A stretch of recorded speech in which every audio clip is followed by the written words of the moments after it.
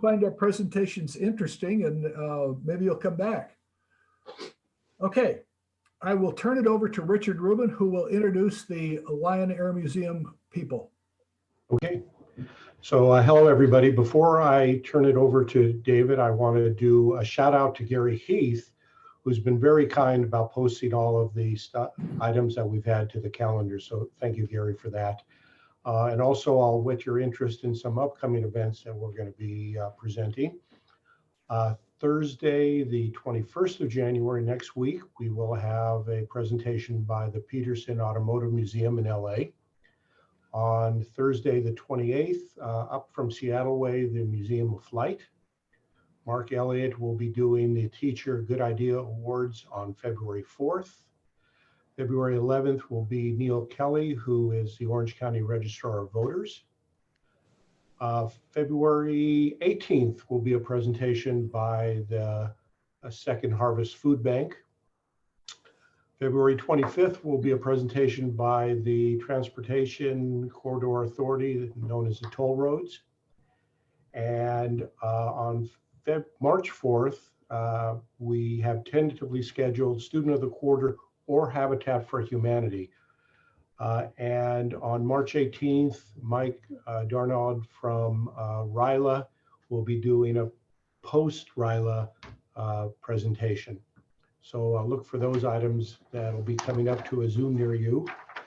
I'd like to introduce David Malmad, who is Senior Docent of the Lyon Air Museum. As you know, the Lyon Air Museum is located on the west side of John Wayne Airport, across from the terminals.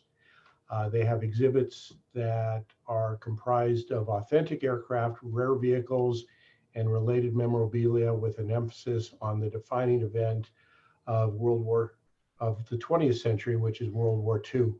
There's some very cool exhibits there, and if you haven't been there, David can talk a little bit about it. So David, please open up and okay. One thing, everybody, please mute yourself until this presentation is over. Thank you.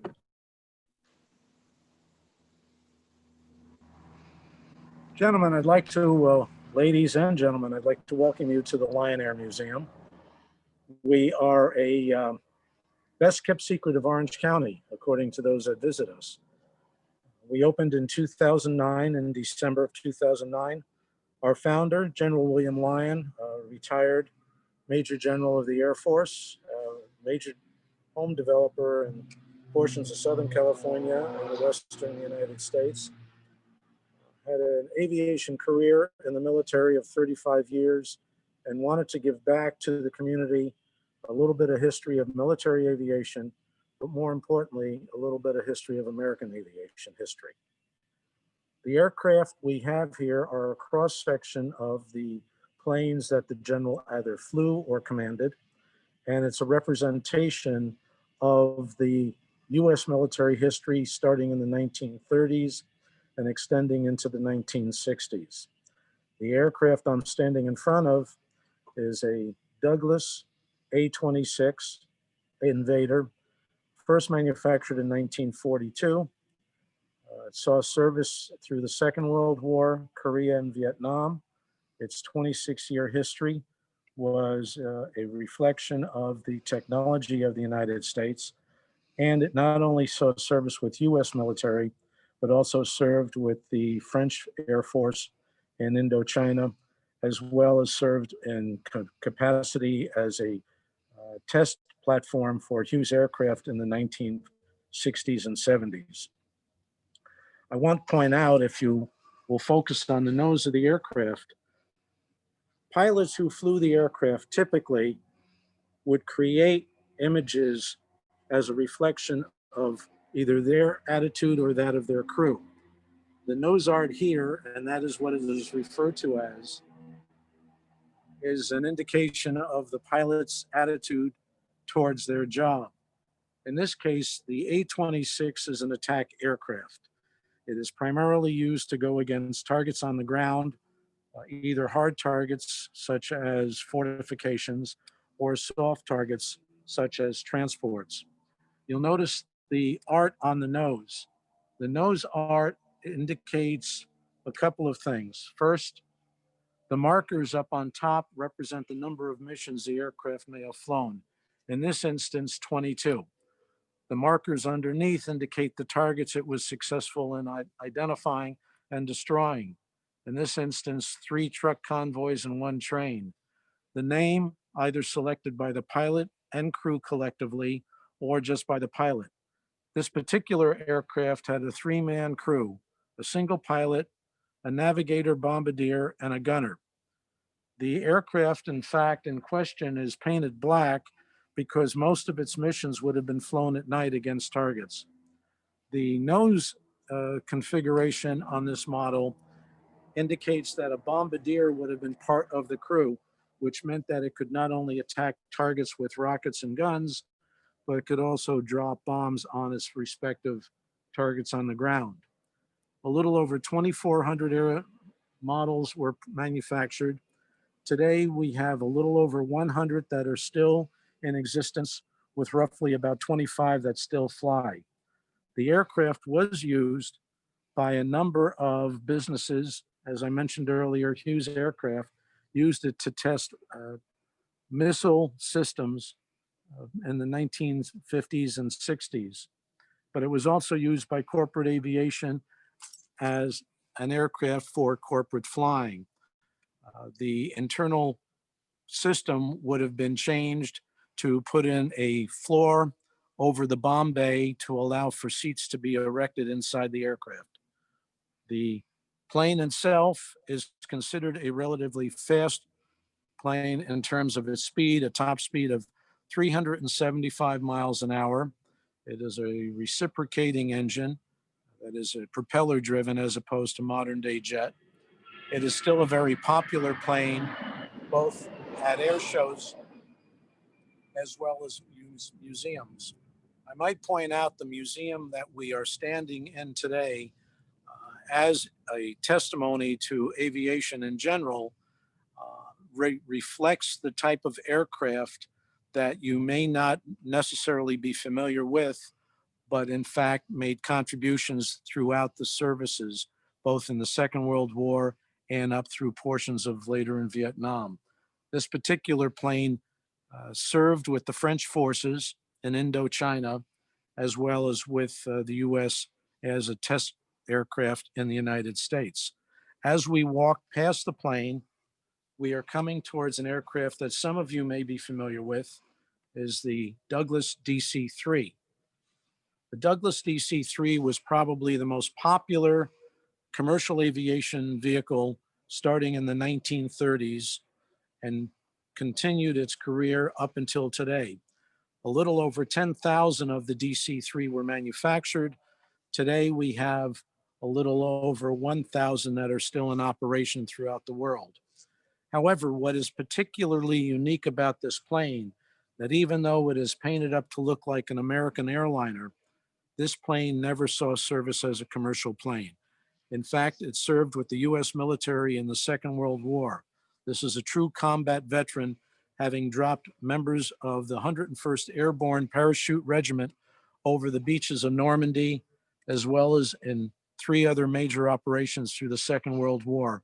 Market Garden, troop supplies during the Battle of the Bulge in December of 1944, and Operation Varsity over territory in Germany to support American forces.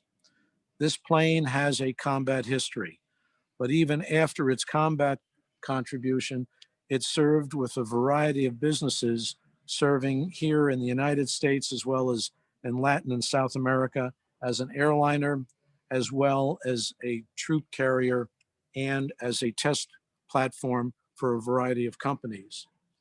I want to point out something about the plane that's rather unique.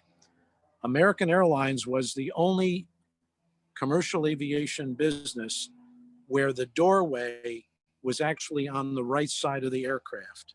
Even though it appears on the left in this configuration, if this had been a true American Airlines aircraft, the door would have been on the right. The other thing to point out is, while I refer to this plane as a DC-3, its military designation was that of a C-47, as a cargo carrying troop transport vehicle.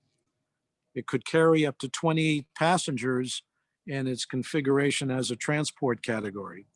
It could also carry, for its military experience, troops, cargo, medevac of emergency for medical transport, as well as it was used in a variety of instances as a tow aircraft for gliders during combat operations. If you'll notice the square windows on the aircraft, every one of the aircraft in the museum are unpressurized, which means that these aircraft do not fly above 10,000 feet without supplemental oxygen. The square windows would have only been part of the configuration for aircraft in lower altitudes. As you go up in altitude and then proceed to descend, the square windows would be weak points of configuration and design. The larger window that appears over the wing would have been added when this aircraft was used as a sightseeing tour plane. In commercial operations, you would have not had that window as large.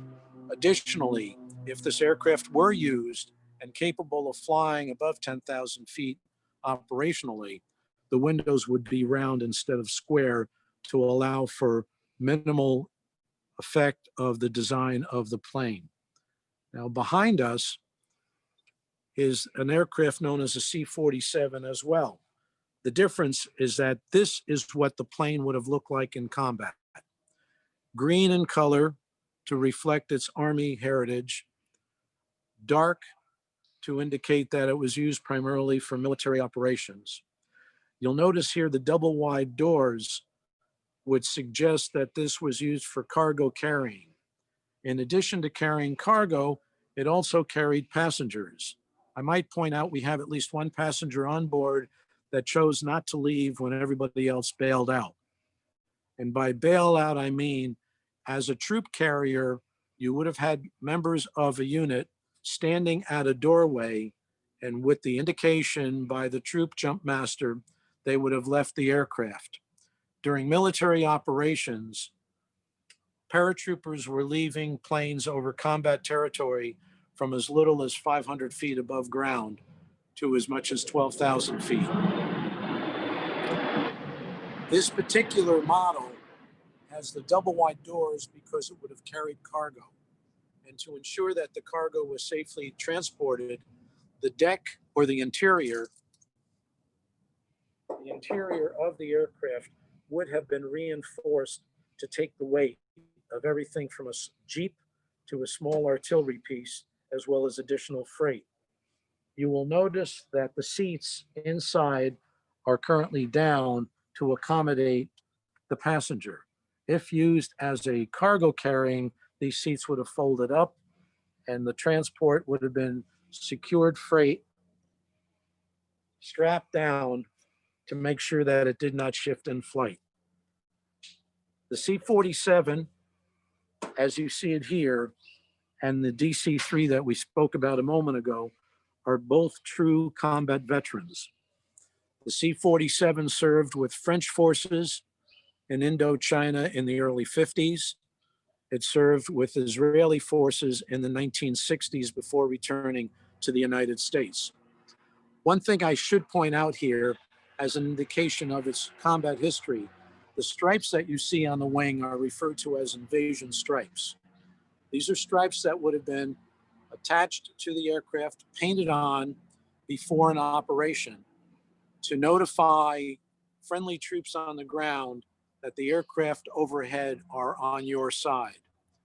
This was an indication to both US and Allied forces not to fire upon the aircraft in flight. After an operation completed, and after the aircraft returned to its point of departure, these stripes would be removed so that future operations would not have revealed the location of the aircraft. That is, if this plane were sitting on the ground with these stripes, it would be easily identified from flyover of observation aircraft of either enemy or other forces unfriendly to the U.S. or allied forces in question. The DC-3 C-47, a little over 16,000 were manufactured throughout their career history. Approximately 10,000 and change in the United States, plus an additional 6,000 between license under Russian and Polish forces, as well as roughly about 600 through Japanese manufacturing after the war. The DC-3 still exists today as a cargo carrier and as a passenger carrier in certain areas, both in the Caribbean, in Latin America, South America, and portions of Africa. It is still a popular aircraft, and as indicated earlier, it is a unpressurized aircraft, which means passengers would be flying under 10,000 feet. While the plane was capable of flying well above that, once above 10,000 feet, all crew members and passengers would have to be on oxygen. Otherwise, the thinness of the air would render them unconscious and capable of not sustaining the flight.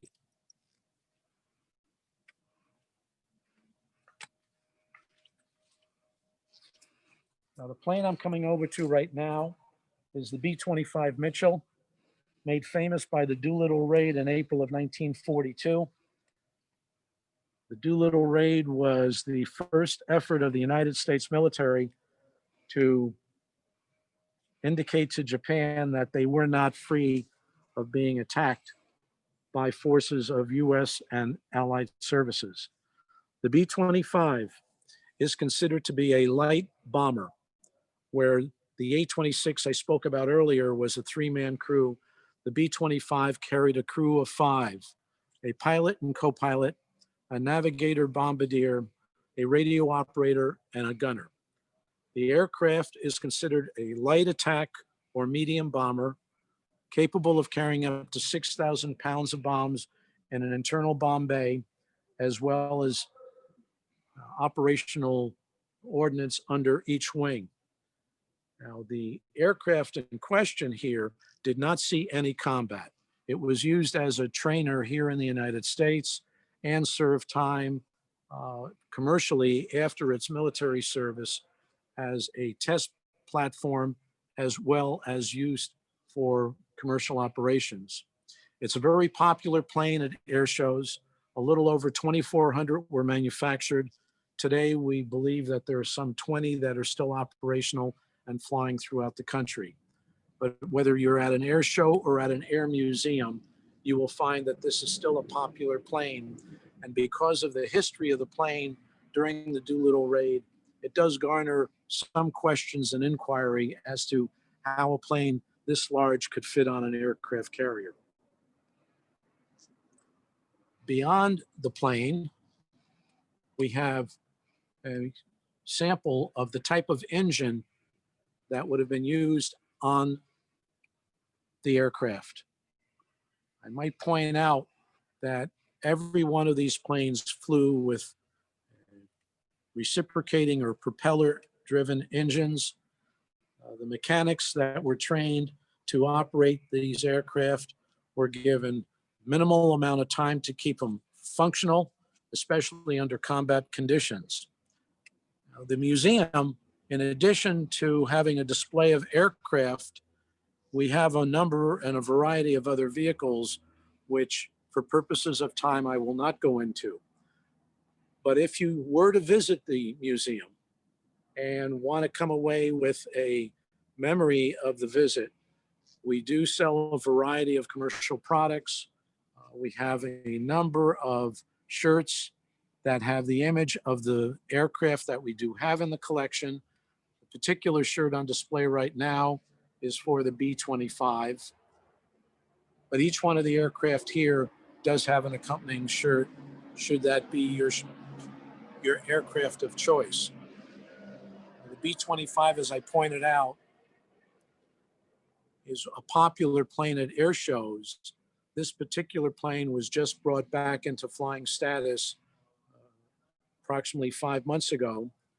And once the situation that we're dealing with the virus is under control and we resume flying operations as well as participating in local air shows, you may see this plane back in the air locally. One of the popular features of the plane is the nose, which for many individuals who have a chance to fly in it is probably the most sought after location on the plane, unless you're in the cockpit flying it. This gives you a bird's eye view of everything in front of the plane, and was in fact the location of the bombardier who would sit here during missions.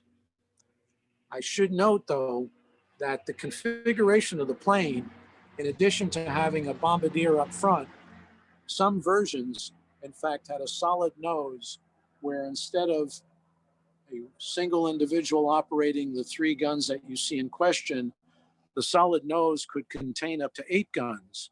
In addition to those 8, you also had an additional 5 for the remainder of the plane. So this thing was capable of carrying upwards of 13 50 caliber machine guns firing at ground targets. While it is called a bomber, it did serve its role as a light attack aircraft for ground targets similar to the A-26. Next to the B-25, we're going to be talking about an aircraft known as the O-1 or L-19.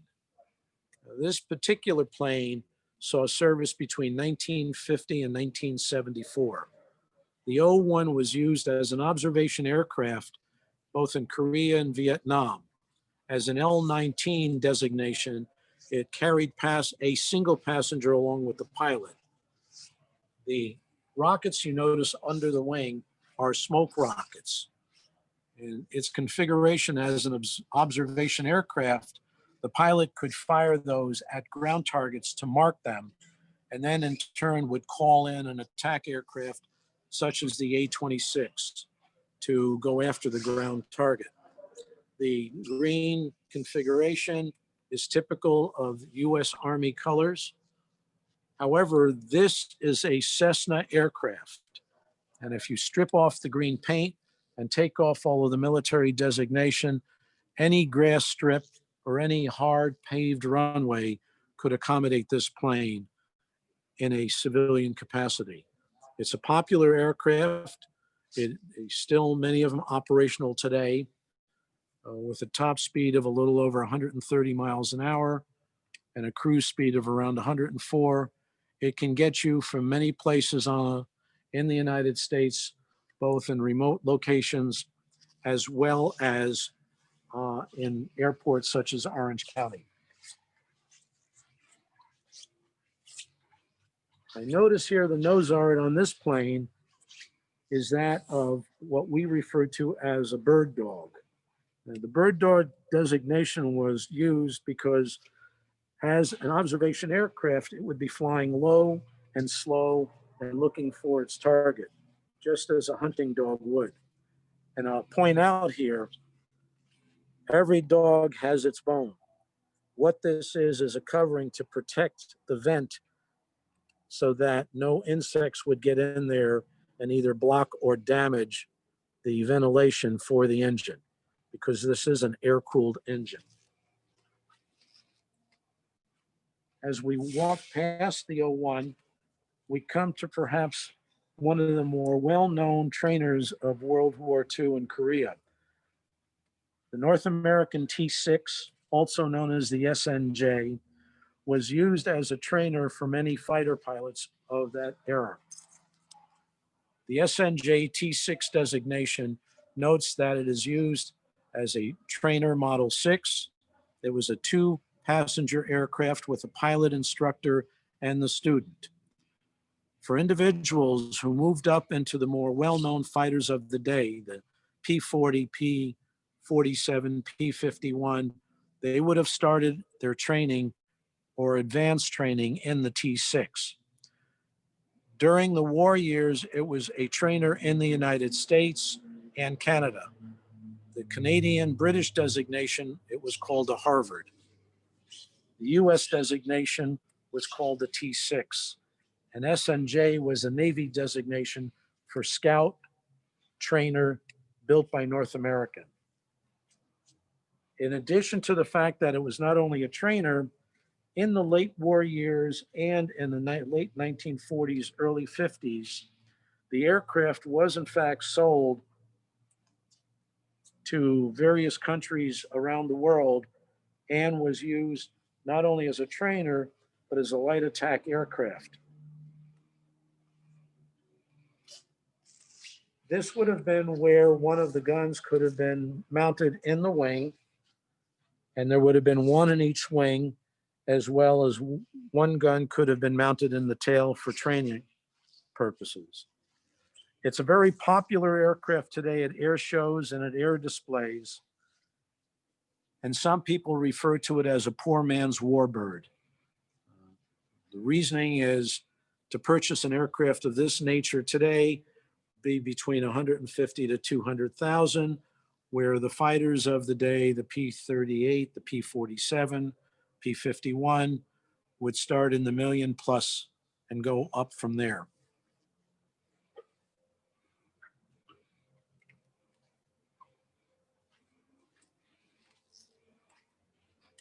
Now, the foundation aircraft of this museum is the Boeing B-17, better known as the Flying Fortress. The B-17 first came operational in 1936. Some 12,731 were manufactured through the war years until 1945. This particular aircraft did not see any combat. However, the paint scheme on it is a reflection of the honor and, unfortunately, the loss of a plane known as Fuddy Duddy that served with the 8th Air Force in Europe. Some 5,200 were lost in training and/or combat. It was a 10-man crew. It was considered a strategic bomber or a heavy bomber capable of carrying up to 8,000 pounds of bombs and traveling over 2,000 miles in range. On a long-range trip from England, let's say, to Germany or even into portions of Eastern Germany, the bomb load would be much lighter to accommodate the additional fuel. Maximum fuel load could be upwards of 3,000 gallons. It would cruise at 170 miles an hour. Its 10-man crew would be wearing electrically heated suits because of the altitude and the lack of oxygen at altitude. They were all beyond oxygen, supplemental. The risk of either oxygen deprivation at altitude or frostbite was quite common to crews flying at altitudes above 20,000 feet. The outside air temperature at those altitudes would be 40 degrees colder than it would be at the surface. Imagine if you're flying in the middle of the winter time when it's already 0 on the surface, you're at minus 40 at 20,000 feet and going down further as you fly higher. These are aluminum shells. There is nothing pressurized about the cabin, which is why the individual crews had to be on oxygen as well as on a heated suit. Each one of the 10 positions on board was manned by an average age of 19. You were considered an old man at 24. You might have been an aircraft commander at 22. Your 1 year of training gave you an opportunity to fly from 25 upwards of 35 missions over European targets. And at the end of the 35 missions, you might be given a 3-week vacation before being reassigned to another combat zone or perhaps brought back to the States as an instructor. It was not a job for everybody. And for those that served in the military, particularly in the Air Corps, on the ground, the combat infantrymen thought that they had it easy. The folks in the air thought that the folks on the ground just had to worry about being attacked in missions. As a member of an air crew flying at altitude, you had to worry about being attacked just trying to get to the target and back. Until late in the war, every bomber that flew a mission flew without escort, without fighter protection. It was up to the gunners on your aircraft to protect the plane. The B-17 was considered the mainstay of the US Air Force, perhaps the most well-known plane of its day. It is still a popular aircraft at air shows and museums throughout the country, perhaps throughout the world. Out of the 12,000 plus that were manufactured, today there are only 9 that still fly and a little over 50 that may be found at various museums. What you're looking at right now is the business end of the aircraft. This is the bomb bay. Each one of these shackles would have been where a bomb could be latched on. Upwards of 28 separate bombs could be carried, and depending upon the physical size of the bomb, the number would go down accordingly because of the distance. This is called a catwalk. The bombardier, flight engineer, or other members of the crew, in order to move from the front to the rear, would walk along this edge back. If you notice that rope here that's here for safety purposes, that would not be on board the aircraft if it was operational. It would be up to each crew member to make sure that they stayed on the catwalk and nowhere else. However, bombardier and or the flight engineer would be responsible that any bomb for some reason that held up would have to be released. So they would be reaching out with the assistance of someone else to try to break the shackle in order to release the bomb. Ladies and gentlemen, that was a thumbnail of the museum. There is far more to see. Many other exhibits exist as part of the museum. Every one of the volunteers here is either a World War II veteran, a former member of the Air Corps, the Air Force, an individual who has an interest in aviation history, particularly US aviation history, or just someone that likes to volunteer. I thank you for your time. I will be more than happy to answer any questions you might have and wish you a good day. Okay. Gotta change my my little system here. There we go. Okay. Does anybody have any questions? Raise your hand and I'll call on you. Dave. I have questions. I'd like to know how big the museum is, how many volunteers there are, how much does it cost to get into the museum? And I know that they have private parties when they can, and what does it cost to have a party there? Okay. Okay, I will try to answer every one of those questions in order. How big is the museum? We're looking at as far as square footage or the number of aircraft? Square footage. 30,000 square feet is the size of the hangar. And how many volunteers? To get into Yeah. 80 many volunteers. We have 80 volunteers or 80 docents. And how much does it cost to get into the museum? If you are military or retired military, $10. Seniors and veterans, 10. Seniors, 10. $10 if you're a senior, and that we 13. define senior as anybody that 60 and over. 60 and over. And then 13 for general. 13 for general admission, and children $6. $6. Under 5 is free. How Under does 5. How does the museum And pay? you asked a question about, I'm sorry. Well, I have lots of questions. I want to know about private parties. I attended a private party there. It was a lot of fun. I really enjoyed it. It'd be fun to have a Rotary meeting there sometime. But I'm kind of curious, like if you had a wedding or a birthday, or approximately what it would cost to attend. Or...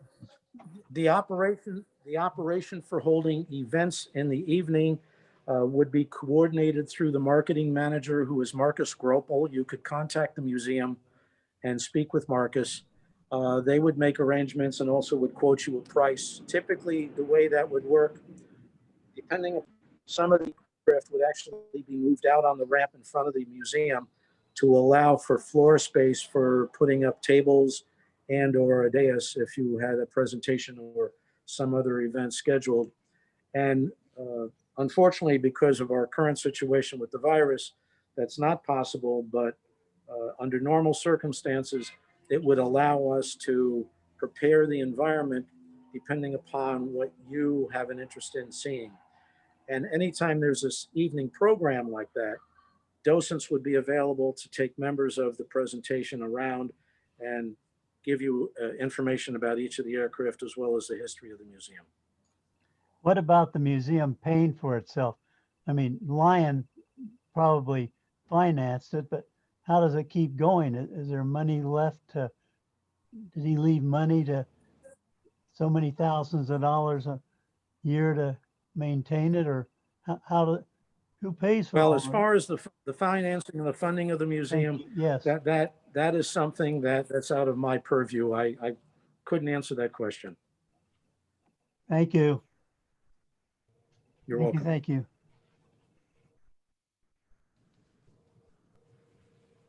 So David, I have a question if Does you anybody- can. First of all, thank you and thanks to the Lyon Air Museum for doing the presentation for us. But my question is, where my bank is located, we're pretty close to the flight path for planes that are landing at John Wayne. And occasionally I'll see a biplane or a World War II aircraft coming down and landing at the airport. Can I assume that that's possibly an event that you guys are handling, or have I been transported back into the Twilight Zone? Probably a little bit of both, but we do have events when circumstances allow for it. We have what they call a ramp day or an open ramp day, where other pilots in the area with World War II era aircraft or even later would do a fly-in. The aircraft would be on display on the ramp. You could talk to the pilot or members of the crew, depending on the size of the aircraft. And that would allow you not only to come into the museum, but also to go out on the flight line and visit the other aircraft that aren't normally part of the inventory here. And I assume I can get information about that through the website? Yes, yes, we would have a, once, and I keep on saying, once things return to normal, we would have a calendar of events so that you could see scheduled events throughout the entire year. In addition to the fly-in days that I just mentioned, on occasion, we'll have what they call open cockpit days, where an aircraft would be physically opened up to allow you to go inside and actually tour it with one of the docents to get a better feel for how an aircraft operated, what the configuration looked like inside, any special questions you might have about either our particular plane or about the plane in general. Thank you. Okay, anybody Right. else have any? Yeah, right, James. Yeah, I just want to say we did Father's Day there 2 years ago, and had an absolute blast with my father-in-law. He's very interested in that kind of stuff, and it ended up being a really cool event for everybody. And seeing it on video is really cool. But if you guys haven't been there, you got to go, because when you're actually there and inside the planes and stuff like that, it's a totally different experience. So it's a really, really great museum. Thank you for the presentation. Okay, anybody else? I just want to say thank you very much, because this is really a stunning way of touring the museum. Even though we haven't had an opportunity to see the whole museum, I tell you, it's been a very, very compelling presentation. So thanks for that. Thanks for your work in getting this together. I'd have to agree with that. In spite of, General Lyon's I might add Firefox here, in still- spite of the fact that we are in a limp. Okay, what I was about to say is, even though we are limited in the number of visitors at any one time, we are open. So if your schedule permits, I encourage you to come out. We are open 363 days a year, closed only for Christmas and Thanksgiving. from between the hours of 10 and 4, 7 days a week. Any one of our docents would give you a thorough introduction to the aircraft and to other displays within the museum. Right now, unfortunately, we can't use it, but we do have a theater, and during less onerous times, the theater would display a 20 to a 40-minute film of some aviation history, and you could sit through it. You could walk in and into the middle of it and just stay until it loops through and watch it in completion. The museum is open for the benefit of everybody in the community, both for those that have an interest in aviation or that have an interest in Southern California. Wow, this trip, Helen. Well, I want to thank you. This was really wonderful and somewhat nostalgic because both Dick's and my late fathers worked at Douglas in Santa Monica during the war effort, and something that we never heard them talk about. But thank you very much. Okay, anybody else have any questions or comments? All right, well, it being 1:12, I think it's time to close the meeting.